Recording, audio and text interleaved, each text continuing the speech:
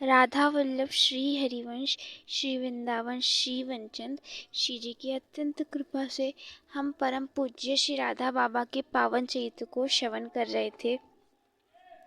श्री जी की अत्यंत कृपा से हमने श्रवण किया कि एक पंजाबी संत जी थे जिन्होंने अपने अनुभव को श्री बाबा के सामने बताया। देखिए, जो गुरु और शिष्य का जो प्रेम होता है, उनका जो संबंध होता है, वो शायद इस दुनिया के हर संबंध से एकदम अलग होता है, जिसमें स्वार्थ नहीं होता है। हम अगर अपने माता पिता बहन भाई जिसको भी प्रेम करते हैं, उनमें हमारा थोड़ा स्वार्थ होता है, परंतु गुरु शिष्य के नाते में बिल्कुल भी स्वार्थ नहीं होता है। और जो गुरु होता है वो शिष्य के अच्छे के लिए जो कार्य करता है वो करता है। वो चाहता है कि जो उनके शिष्य हैं वो आगे बढ़ते रहें, और जो गुरु होते हैं वो अपने शिष्यों को पद पद पर उनकी रक्षा करते रहते हैं। उनके सामने जो भयंकर विपत्तियाँ आती हैं उनसे गुरु बचाते हैं। ऐसे सद्गुरुदेव भगवान होते हैं। और जो गुरु होते हैं वो अपने शिष्यों को पूरे योग्यता प्रदान करते हैं, जिससे वो उनके शिष्य जो हैं वो अपने पारमार्थिक मार्ग में आगे बढ़ें।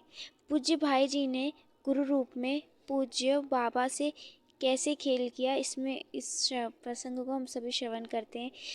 अब ये जो पहली घटना है ये सन 1936 ईस्वी के गोरखपुर की ही है। तब वो भाई जी महाराज के संगी शिव बाबा स्थायी रूप से रहने लगे थे, वास कर रहे थे। वे गीता वाटिका में ही पीछे कुटिया में रहते थे। पूज्य बाबा जी आए हुए थे, उनके पास वस्त्र का अभाव था। वे किसी से कुछ मांगते नहीं थे, ना कहते थे। उनके जो बड़े भ्राता थे वो जो दे देते थे उन कपड़ों को वे स्वीकार कर लेते थे। तो एक दिन शिव भाई जी महाराज के कानों में ये सूचना पहुंचाई गई कि जो बाबा हैं उनके पास वस्त्रों की कमी भी है, और जो उनके वस्त्र हैं वो घुटनों से ऊंचे हैं, घुटनों के ऊपर आते हैं, और यहाँ पे गृहस्थ परिवार लोग रहते हैं, तो ये मर्यादा के अनुसार ठीक नहीं है, इसलिए इनको नवीन वस्त्र दिया जाए। तो बाबा बाबा शुद्ध खादी के वस्त्रों को पहनते थे और सन्यास की मर्यादा अनुसार सिले वस्त्र नहीं पहनते थे। तो शिव भाई जी महाराज भी खादी के वस्त्र ही पहनते थे। जब भाई जी महाराज ने को ये सूचना मिली तो उन्होंने अपनी ही पहनी हुई जो धोती थी वो यह कहकर बाबा के पास भेजा दी कि मेरे पास अभी नवीन वस्त्र तो है नहीं, और यह जो धोती है मात्र एक ही बार पहनी हुई है, इसी को आप बाबा को दे आइए। परम पूज्य बाबा के पास जब श्री पोदाजी महाराज जी की ये संदेश पहुंचा, संदेश वाहक ने जब संदेश पहुंचाया, साथ में जो पहनी हुई धोती थी उसे पहुंचाई, तो बाबा एक बार के लिए स्तब्ध हो गए। क्योंकि जो भाई जी महाराज थे वो एक गृहस्थ आश्रमी, एक ब्राह्मण सन्यासी को अगर अपने वस्त्र देंगे तो ये तो उनके लिए सही नहीं। तो उनको थोड़ी विमूढ़ता हुई, उन्हें थोड़ा ठीक नहीं लगा। लेकिन अचानक से तब तक में जब वो कुछ बोलते ही तब तक में श्री कृष्णचंद्र जी उनके सामने प्रकट हो गए। उनके नेत्रों में बहुत ही विनोद भरी मुस्कान व्यक्त हो रही थी। तो श्री कृष्ण ने बाबा को स्पष्ट आदेश दे दिया, इसे लौटाना मत, अन्यथा पोद्दार जी महाराज द्वारा दी हुई संपूर्ण पारमार्थिक सिद्धियां भी लौटकर इस वस्त्र के साथ चली जाएंगी। यह वस्त्र असाधारण परमात्मा से भरा है, इसे मेरे पीताम्बरवत महत्वपूर्ण समझना। इसमें अलौकिक प्रीतितत्व निहित है। जैसे ही बाबा ने अपने इष्ट के द्वारा ये आदेश सुना तो वे शांत हो गए। उन्होंने भाई जी महाराज का जो वस्त्र था उसे बड़े सम्मान पूर्वक ले लिया और मस्तक से लगाया, और उसे अपने पूजा में एक तरफ रख दिया। ऐसी लीलाएं करते रहते थे भाई जी महाराज। तो ऐसी घटना आती है सन 1953 ईस्वी में श्री भाईजी महाराज को बड़ा भयंकर रोग पकड़ गया। उसका नाम था बवासीर। वो रोग उन्हें बहुत अधिक बीमार कर दिया था। बहुत पीड़ा थी। इस पीड़ा के कारण उन्हें चारपाई पकड़नी पड़ गई थी। रोग ऐसा भीषण था कि उन्हें दिल्ली जाना पड़ गया, लेकिन जो रोग था वो घटने के स्थान पर बढ़ता ही जा रहा था। रोग इतना बढ़ गया था कि बचने की जो आशा थी वो भी ख़त्म होती जा रही थी कि बच नहीं पाएंगे। स्थिति ऐसी गंभीर थी, लोग अंतिम दर्शन के आते थे और सोचते थे कि अब लग रहा है भाई जी महाराज का अंतिम दर्शन हो रहा है। ऐसा सोचकर सब दर्शन करने के लिए आते थे। इसी बीच डॉक्टर अम्बालाल जी को दिखाने के लिए अजमेर ले जाया गया भाई जी महाराज को। श्री महाराज जी को लोग इलाज के लिए अजमेर ले गए। श्री बाबा भी उनके संग ही गए थे। वहाँ पर डॉक्टर श्री अम्बालाल जी ने श्री भाईजी महाराज की चिकित्सा की और उससे भाईजी महाराज को लाभ भी हुआ और उनके स्वास्थ्य में सुधार भी दिखने लग गया था। उनका जो घाव था वो ठीक होने लग गया था। तो वे अजमेर से फिर रतनगढ़ आ गए थे। लेकिन इस बीच अनेक सप्ताहों तक उनका जो स्वास्थ्य था वो सामान्य रहा। लेकिन 3 महीने बाद उनको फिर से वो रोग पुनः उभर गया। तो श्री भाईजी महाराज को फिर से अजमेर ले जाया गया। वहाँ पे डॉक्टर श्री अम्बालाल जी ने उनकी चिकित्सालय में श्री भाईजी महाराज का ऑपरेशन हुआ। ऑपरेशन जो था वो सफल भी हुआ। इन दिनों पूज्य भाईजी महाराज बहुत ही भीषण कष्ट उठा रहे थे और उनको बहुत बेचैनी भी रहती थी। तो जब उनका ये घाव ठीक होने लग गया तो भाईजी महाराज को अजमेर से फिर रतनगढ़ ले जाया गया। धीरे धीरे रोग चला गया। लगभग 6 से 7 महीने भाईजी महाराज को सीमातीत कष्ट भोगना पड़ गया था, परंतु अब उनका जो स्वास्थ्य था वो सामान्य हो गया था, ठीक हो गया था।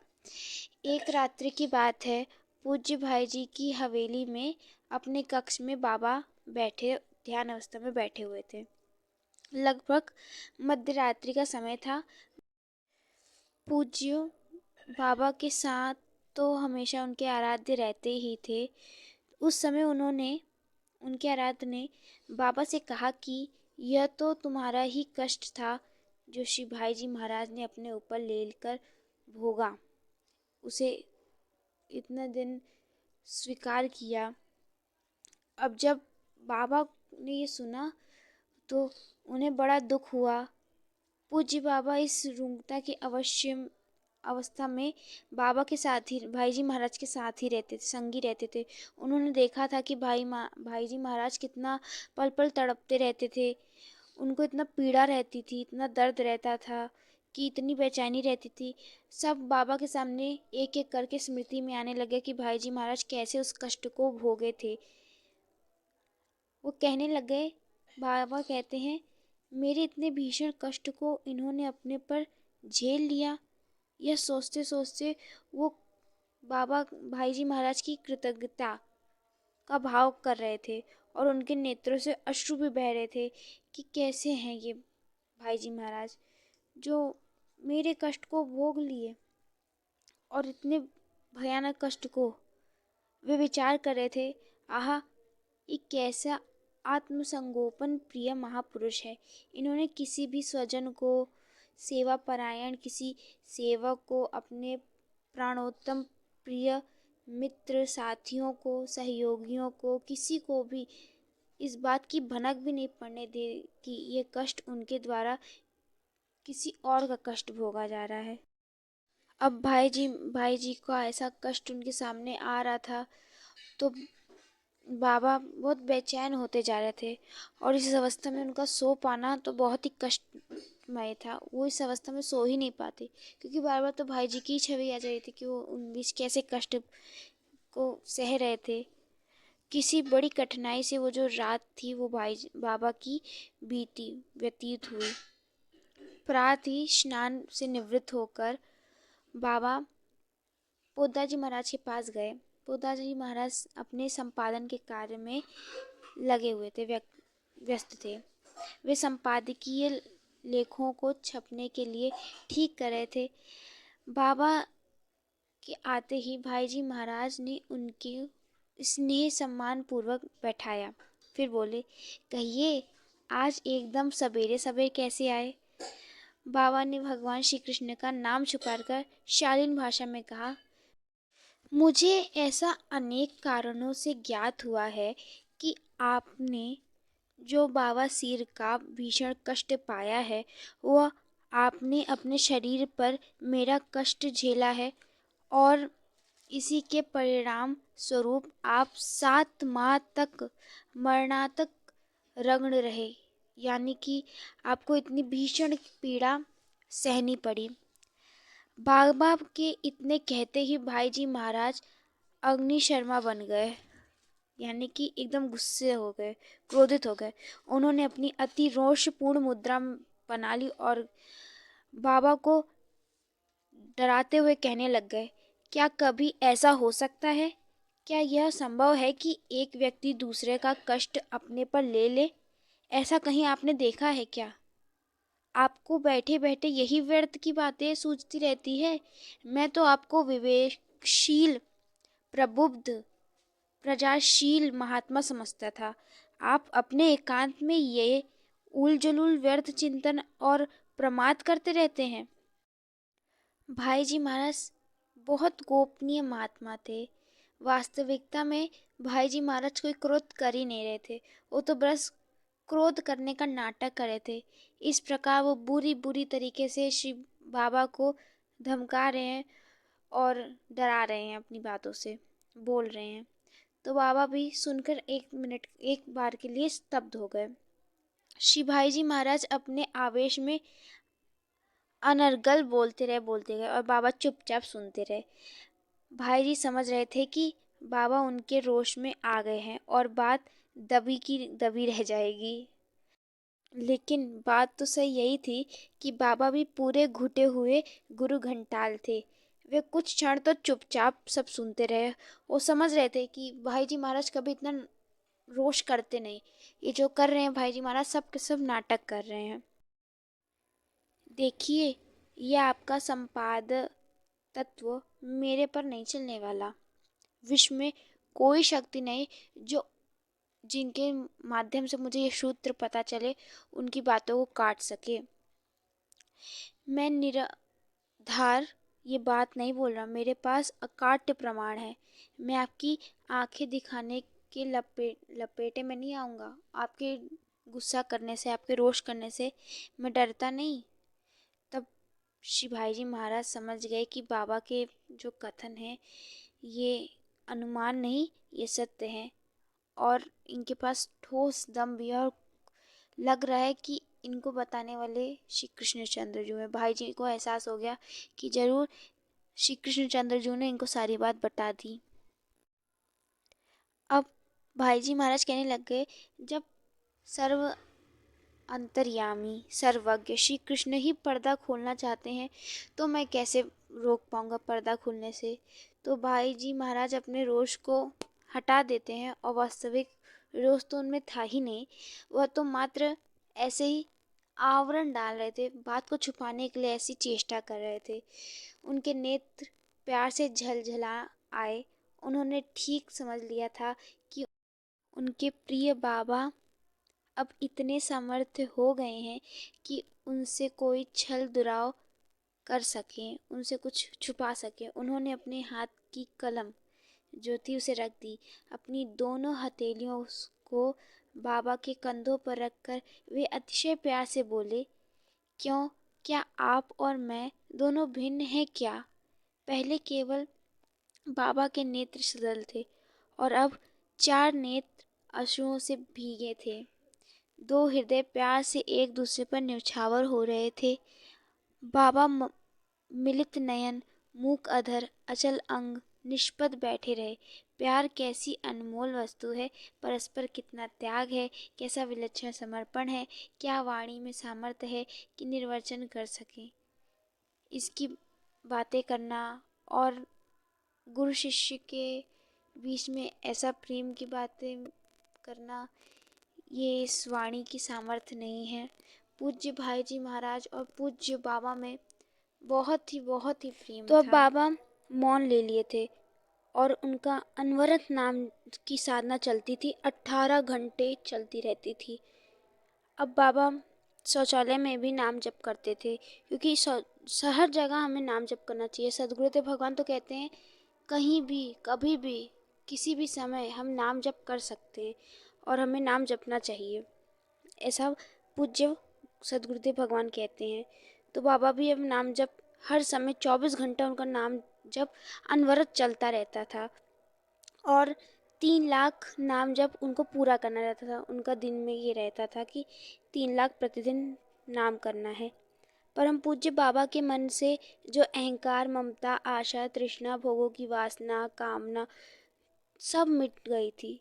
समस्त द्वंद्व, सुख दुख, हानि लाभ, जीवन मरण, जय पराजय, मान अपमान, स्तुति निंदा, प्रिय अप्रिय, शुभ अशुभ, मेरा तेरा, मैं तू, ये सब भेद मिटकर सदा सर्वत्र समतत्व और शांति उनके चित्त में भर गया था। उनकी चित्त और अंतःकरण की पट्टी निर्मल हो चुकी थी। अब उन्होंने इस प्रकार ब्रजभाव की साधना का आरंभ कर दिया था, अभ्यास प्रारंभ कर दिया था कि वे अगर स्मरण करते यमुना तो उनके मन में यमुना जी आ जाती थी और यमुना शब्द जैसे ही सुनते तो उनके सामने यमुना जी प्रकट हो जाती। वो भावना में यमुना जी को देख रहे होते और उसी में तल्लीन रहते। ऐसे कोई भी शब्द कोई बोल दे तो वे समझते थे कि यही यहाँ प्रकट हो गए, जैसे अगर यमुना तो यमुना प्रकट हो गई। ऐसे ही वेणु ध्वनि इस शब्द के श्रवण मात्र से बाबा उस लोकातीत नाद श्रवण की माधुरी में लीन हो जाते थे जो श्री कृष्ण जन्मद्रजु बजाते थे।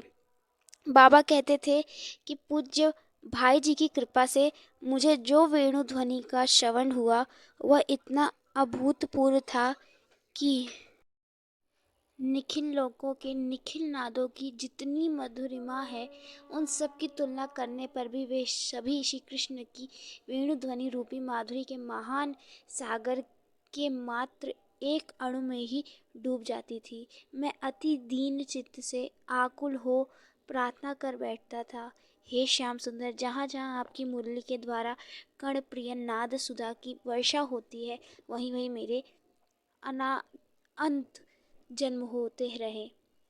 अत्यंत तुच्छ निर्वाण से मेरा क्या प्रयोजन है। बाबा ने को ऐसे सुंदर सुंदर प्रभु के दर्शन, लीला में प्रवेश भाई जी महाराज की कृपा से प्राप्त हुए थे। श्री जी की अत्यंत कृपा से आज के प्रसंग को यहीं पे विश्राम देते हैं। लाडली जी हम पे कृपा करें जिससे हम श्री बाबा के भक्तों के पावन चरित को श्रवण करते रहे। सदगुरुदेव भगवान अपनी ऐसी कृपा बरसाए रहें। बाकी लाडली सब देख रही हैं, हम श्री जी के शरणागत हैं। तब तक के लिए आप सभी को राधा वल्लभ, श्री हरिवंश, श्री वृंदावन, श्री वनचंद्र।